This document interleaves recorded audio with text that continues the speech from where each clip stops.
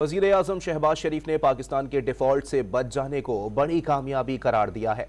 ताजिरों से गुफ्तगू में दावा किया कि माजी में मुआहदे की खिलाफ वर्जी की गई, जिसकी वजह से मुश्किलात हुई। उन्होंने पीटीआई हुकूमत पर अमरीका के साथ ताल्लुकात ख़राब करने का इल्ज़ाम भी आयद किया। वाज़े किया मौजूदा हुकूमत ने दिन रात मेहनत करके 15 माह में ताल्लुकात बहाल किए।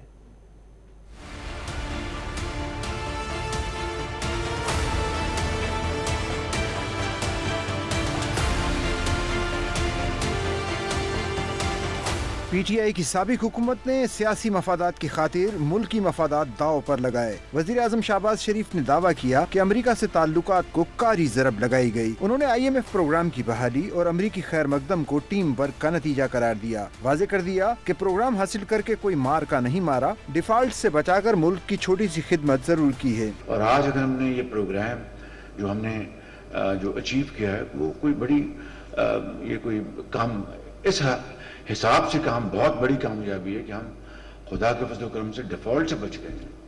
लेकिन इस हिसाब से कोई कामयाबी नहीं कि हमने को बहुत बड़ा मार्का मारा। हमने तो पाकिस्तान को डिफॉल्ट से बचाया है। ये बजाते खुद एक बड़ी हकीर खिदमत है कौम की, इस मुल्क की, और इसमें सब ने अपना हिस्सा डाला है। महंगी बिजली की वजह गर्दिशी कर्जों को करार दिया और नए टैक्सेस क्यों लगाए जा रहे हैं इसकी वजह भी बता दी कि जो आप नए टैक्सेस की बात कर रहे हैं जनाब, टैक्स की भरमार होगी, ठीक कहते हैं आप, लेकिन जो टैक्सेस जो लगे हुए हैं जिनको आपने मान लिया वो अगर अदा नहीं करेंगे तो फिर एडिशनल टैक्सेशन अपना नहीं होगी तो फिर क्या होगा?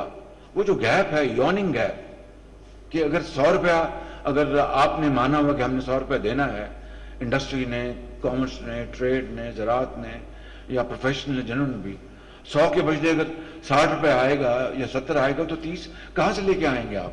कहीं से तो लाने हैं। पर आपने एतराफ़ किया कि 9 माह के बाद सुख का सांस मिला है। IMF मुआहदे की खिलाफ वर्जी से मुश्किलात पैदा हुई, कौम से कोई बात नहीं छुपाई, सबको पता होना चाहिए कि किन मराहिल से गुजरे।